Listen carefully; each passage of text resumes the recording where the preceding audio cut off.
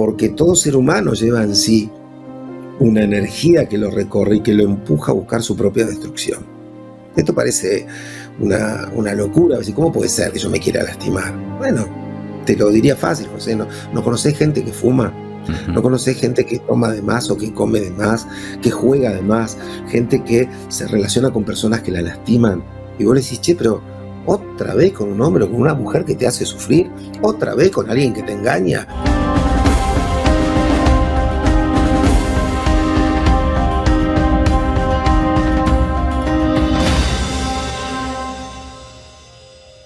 Bueno, Gabriel, bienvenido. ¿Cómo estás? Bien, José, ¿cómo estás, querido? ¿Todo bien? Bien de bien. Acá, a pronto de recibirte, porque en unos días nada más estarás presente en el Teatro Mació de San José con Palabra Plena. Exactamente. Estamos por primera vez en San José con nuestra propuesta teatral. Hace tiempo que tenía ganas de ir para allá. Me habían invitado alguna vez a la Feria del Libro, que es muy importante, lo sé. Y bueno, los compromisos y las cosas que a veces uno tiene te impiden darte algunos placeres. Así que bueno, esta vez que volvíamos post pandemia a poder salir de gira y que podíamos viajar al Uruguay, entonces tuve mucho deseo de que, bueno, en estos días que estoy, sumar a San José dentro de las plazas donde vamos a presentar la obra.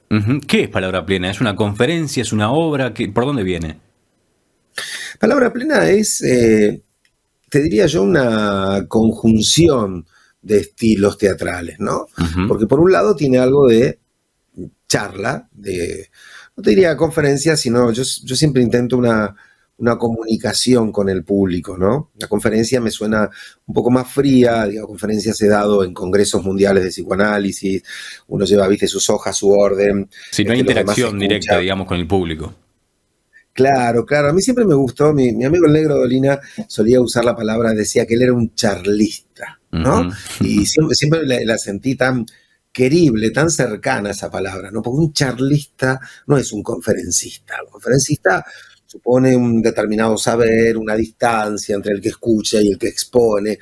Un charlista es alguien que se pone casi en un territorio de paridad con el otro para el intercambio, ¿no?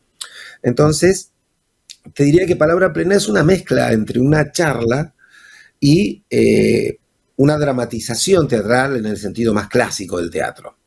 Incluso hasta en el sentido más clásico, porque la obra está armada en el formato de una caja negra, ¿sí? Que vos sabés que en el teatro antiguo se usaba mucho, en el teatro clásico se usa mucho, y hoy por ahí se apuesta más a escenografía. Nosotros elegimos la caja negra para trabajar, y entonces vamos de la charla, de la exposición. De repente se arma lo que se llama la cuarta pared, y aparece la dramatización, donde junto con Carlos Nieto damos cuenta de un caso clínico con el que yo trabajé hace muchos años, es decir, inspirado en un caso real. Y entonces vamos todo el tiempo de lo que yo hablo, a ver cómo funciona lo que yo dije en un caso de verdad, y de lo que pasa en el caso, a ver cómo teóricamente se justifica lo que el analista ha hecho, lo que al paciente le pasa.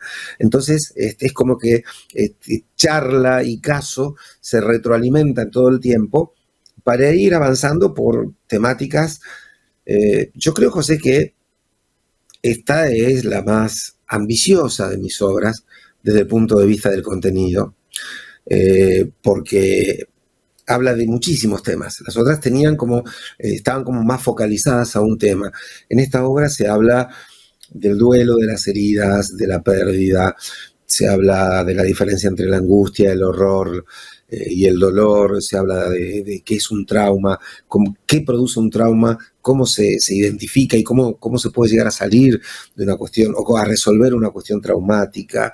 Se habla de las diferentes maneras y emociones que generan nuestras faltas, de la frustración, de un montón de cosas, y sobre todo de este desafío que se le presenta al analista, de tener que dar cuenta de todos esos temas con una única herramienta, ¿no? Que es la palabra. Digo, justamente esto es, el analista es un guerrero que tiene, en vez de la lanza, una palabra y tiene enfrente un ejército que se le viene encima. Un ejército de ausencia, de dolores, de angustia, de traumas, y uno está ahí paradito en el campo de batalla solo con la palabra. Entonces, la obra intenta dar cuenta de cómo trabajamos los analistas, qué es el psicoanálisis, pero sobre todo cómo enfrentamos esos dolores que cada uno de los espectadores, yo lo veo porque lo hablo con ellos ahí, se va reconociendo en cada uno de estos temas que yo le digo que después deberemos enfrentar en un diván. Este formato obra, el formato libro, son allanadores de alguna forma del camino para que la gente trate y, bueno, se interiorice sobre sí mismos y pueda reconocer estas problemáticas en sí mismos y en los demás. Al menos yo lo intento. Siempre aclaré que mis libros no pertenecen al formato de lo que se llama autoayuda. En mis libros no hay consejos, soluciones, maneras de cómo proceder para, ¿sí? Porque, bueno, soy psicoanalista y sé que lo que le sirve a alguien no le sirve a otro. Entonces sé que cada quien tiene su propio camino y su propia manera de resolver sus angustias y sus ausencias. Pero lo que sí he intentado mucho en los libros, en las charlas, en las obras teatrales, es la difusión del psicoanálisis como una herramienta posible para enfrentar los dolores. Y a veces esto ha funcionado, ¿sabes? De las emociones más grandes que yo me he llevado al contactarme con la gente es cuando alguien viene y con lágrimas en los ojos o en un abrazo te dice, yo después de leer un libro suyo, o después de ver una de sus obras, o después de escucharlo empecé a analizarme. Ese es para mí el gol de Maradona a los ingleses. Ese es como mi gran momento, que es, bueno, entonces todo lo que hice tuvo un sentido si yo logré que una persona, que 10 personas después de leerme o de verme, dijeran, che, pero entonces es posible el análisis. Yo no lo había pensado, me resistía, pero después de leer el libro dije, ¿por qué no? Digo, eso es lo que yo busco con el libro, que la gente entienda que si tiene el deseo, la necesidad y el coraje de llevar adelante un análisis, ahí estamos los analistas para intentar ayudarlo a resolver sus angustias. Sucede eso mucho de la resistencia, ¿no? Eso de negarse un poco a ser ayudado. Y ato esto con algo que comentábamos fuera de cámara. En el día de ayer, aquí en Uruguay se celebró el Día Nacional de Prevención del Suicidio. Entre 2020 y 2021 hubo un aumento de un 5,5% en la tasa. Y es algo preocupante, obviamente. El psicoanálisis es una herramienta fundamental, creo yo, en mi opinión. Y vos como psicoanalista, justamente, ¿cómo trabajás en hacer llegar esa herramienta? Me decías que la difusión del psicoanálisis es muy importante, pero ¿qué se le dice a los amigos, a los familiares, a la misma persona que aún no se reconoce como posible para hacer psicoanálisis? Mirá, el psicoanálisis parte de un deseo personal que es del paciente. Digo, a mí me ha tocado que a veces alguien me dijera, no, mire, yo quiero que mi marido se analice con usted porque él tiene tal problema, ¿no? Y yo le digo, ¿y su marido qué dice? No, él dice que no quiere. Le digo, bueno, entonces la que se tiene que analizar es usted. Que bueno, ¿qué hago yo con la angustia que me genera que mi marido esté así y no quiera? Le digo, porque la angustiada es usted. Digo, la que se pregunta es usted. Uno no, es imposible desde arriba del bote, digamos, tirar la mano de alguien que no te la quiere agarrar, ¿no? O sea, el paciente tiene que tener eso, pero el suicidio es un tema muy, muy delicado y muy fatal, ¿no? Digo, un tema donde a veces se puede decir muy poco, porque ningún analista ha tenido la ocasión de analizar un suicida, ¿no? Porque, bueno, no te da esa oportunidad, porque se mata antes.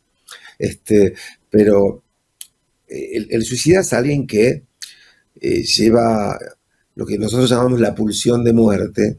Vos me decías, ¿por qué alguien se resiste a ser ayudado? Porque todo ser humano lleva en sí una energía que lo recorre y que lo empuja a buscar su propia destrucción. Esto parece una locura. ¿Cómo puede ser que yo me quiera lastimar? Bueno, te lo diría fácil, José. ¿No conocés gente que fuma? ¿No conocés gente que toma de más o que come de más, que juega de más? Gente que se relaciona con personas que la lastiman. Y vos le decís, che, pero otra vez con un hombre o con una mujer que te hace sufrir, otra vez con alguien que te engaña. O sea, ¿no te llama la atención esa repetición de hechos cotidianos que hacen que alguien sufra y sufra y sufra?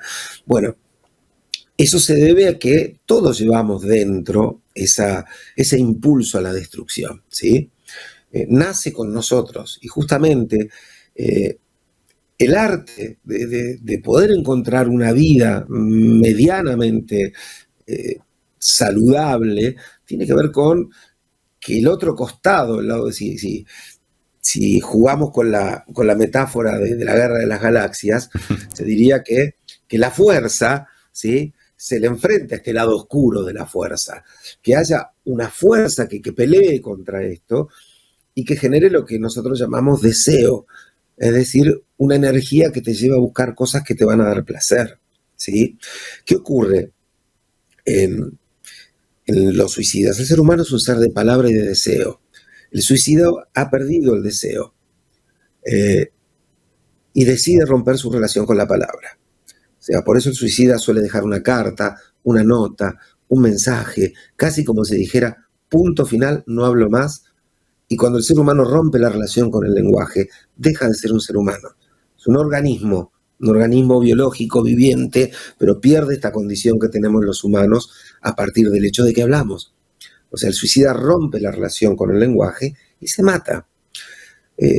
Mira, en la obra algo de esto se dice. Mucha gente ha querido morirse. Probablemente vos, José, o yo, en algún momento hemos dicho, no, te juro que me quiero morir. Prefiero morirme, ¿no? Jugamos con la idea, pero eso es una idea. No es lo mismo querer morirse que querer matarse. El suicida no quiere morirse, quiere matarse. Es decir, quiere salir del mundo del lenguaje. Entonces, por eso es muy difícil de ayudar, porque no habla, porque no entra en el mundo donde te permite trabajar con él, en ese mundo analítico, terapéutico. Por eso hay que diagnosticar rápido quién es potencialmente alguien que puede dar ese pasaje fatal al acto. El único acto logrado, decía Lacan, es el suicidio. Es el único acto que realmente alcanza su meta. Todos los demás fracasan un poco, ¿no? El amor, el estudio, todos nos dejan con alguna falta. El suicidio no, el suicidio es un acto logrado. Y la única manera es diagnosticar a tiempo quién es capaz de llevar ese acto. Quiero decir, quién se quiere, no morir, sino matar. O sea, ¿para qué? Para actuar, ahí necesitamos, por supuesto, de la psiquiatría, de los psicofármacos, de un trabajo prolongado. ¿Por qué? Porque esa persona ha entrado en una relación con su pulsión de muerte demasiado profunda. Y hasta que no lo saquemos de ahí, tenemos que tenerlo extremadamente cuidado. Aún así, a veces es muy difícil. Es muy difícil y el suicida le dedica su acto final a alguien a quien por lo general ama y odia al mismo tiempo.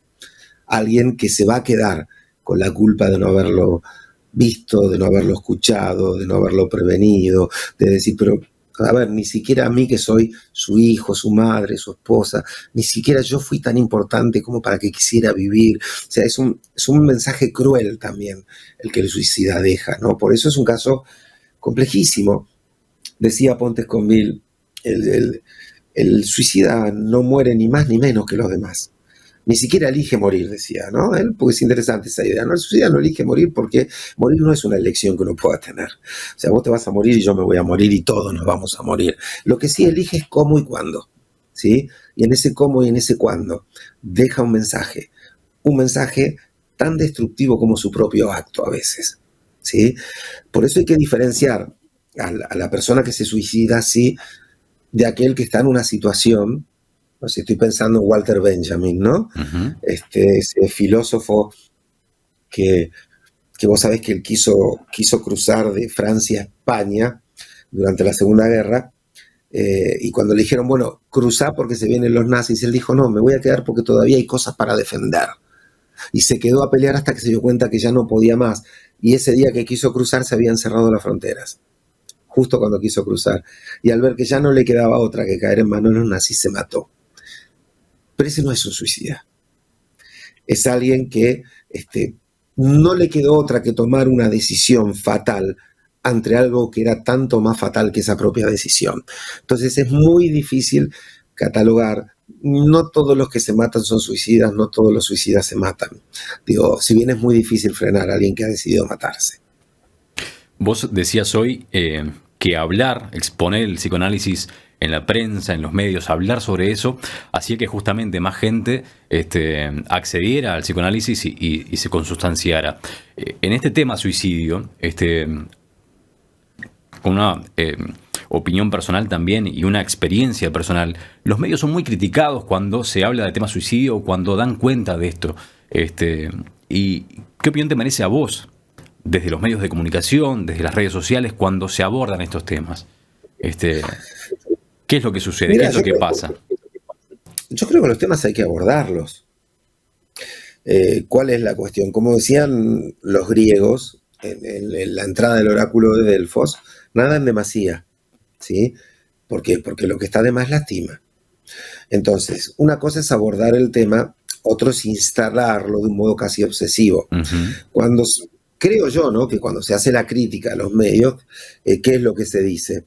No, si hablan de esto, van a generar que mucha gente se identifique con el tema y gente que a lo mejor no pensaba hacerlo lo termina haciendo. Hay como una percepción, ¿sí?, de ¿sí? Contagio. Disculpa que te interrumpa. Se dice eso, ¿no? Sí, bueno, es que, a ver, existe un fenómeno que se llama identificación, básicamente se llama identificación histérica, este fenómeno, Uh-huh. que implica que si vos decís, mirá, a mí me echaron del trabajo, no me indemnizaron, me dejaron en la ruina, y te matás. La identificación histérica es un fenómeno que hace que alguien que esté en una situación igual diga, y si a mí también me echaron del trabajo, a mí tampoco me indemnizaron, y también me quedé en la ruina, entonces ¿por qué no me voy a matar yo? ¿Sí? Quiero decir, esto es lo que hace que, no sé, un amigo te cuenta que la mujer lo engañó y cuando vos llegas a tu casa la mirás a tu mujer con cara rara y vos como si dijera, bueno, ¿y por qué no me van a engañar a mí entonces si a mi amigo lo engañaron? Si es como yo, tiene mi edad, se conocen hace... Es un proceso que a veces ocurre, pero no es tan sencillo matarse, José. O sea, no se mata al que quiere, se mata al que puede. Digamos, hay que tener una psicología muy particular para llevar adelante un acto como ese. Por eso digo, muchos juegan con la idea de me quiero morir, yo me quiero morir, entonces no salgo de mi casa, entra en un estado un poco depresivo, los amigos lo llaman, la familia lo llama, alguno lo lleva al psiquiatra, hace todo esto, el que se quiere matar se mata, ¿sí? El que puede, digamos, matarse, se mata, así es que este es el caso, ¿no? Entonces, yo creo que está bien para evitar este fenómeno de identificación histérica que se generó, por ejemplo, cuando Goethe escribió las crónicas del joven Werther, ¿no? Las desventuras del joven Werther. Vos sabés que a Goethe lo había abandonado una mujer, Carlota, y él estaba tan desesperado que escribió la novela de un joven abandonado por una mujer llamada Charlotte. No fue muy creativo. En la elección del nombre le puso el mismo. Pero eligió un muchacho que, bueno, abandonado y sufriendo por amor, se suicida. Y esto generó lo que se llamó el mal de Werther, que es que aumentaron los suicidios de todos aquellos que eran abandonados por amor. Entonces Goethe mismo tuvo que salir a contraponerse, decir, paren, que alguien por un dolor de amor escriba la novela de una persona que se suicida, es un hecho artístico, es una manera de resolver el dolor. Que alguien por un dolor de amor se suicide de verdad es una locura, decía él, ¿no? Pero hubo que salir porque pues, se generó este efecto que vos decís, este efecto contagio, que es, bueno, y si a mí me pasa lo mismo que a Werther, ¿por qué no lo voy a hacer? Bueno, yo creo que ese es el momento en el que estamos desafiados a no poner la basura bajo la alfombra, a abordar los temas, darle visibilidad a los temas para ocuparnos seriamente de los temas, pero con el cuidado y el profesionalismo necesario como para no hacer de esto una exposición morbosa que pueda resultar tentadora para alguien que se identifique. Porque si vos decís, mira, este tipo se mató y está en todos los medios, su cara está en todas partes, ahora todo el mundo lo conoce, todas estas cosas, aunque te parezca loco, inconscientemente pueden ser seductoras. O sea, ¿y por qué yo voy a morir en el anonimato? Si también puedo ser famoso, estar en los medios. Bueno, porque el costo es muy alto, ¿no? Preferible ser un anónimo con algunos sueños y una vida, digamos, que ser famoso a costa de la propia existencia. Pero bueno, yo creo que son temas que sí hay que abordar, pero con mucho cuidado y absteniéndose de esa desmesura que genera una cuestión un poco casi pornográfica del tema. Impecable, Gabriel. Obviamente que el tema da para hablar horas. El tiempo es tirano en los medios de comunicación, es una frase que nunca se ha dicho. Vamos a recordarle la invitación a la gente. Sí, sí. Vamos a recordar a la gente la invitación para este 21 de julio a las 20:30 horas en el Teatro Machó o Mació. Yo le digo Machó porque es italiano, ¿viste? Entonces ahí estoy en la disyuntiva. Como no soy italiano, no sé si se pronuncia Mació, Machó, pero bueno. Sí, sí, yo le decía Macchio cuando me lo dieron, también pensando en italiano, y me dijeron, ellos le dicen Mació, así que decí Mació.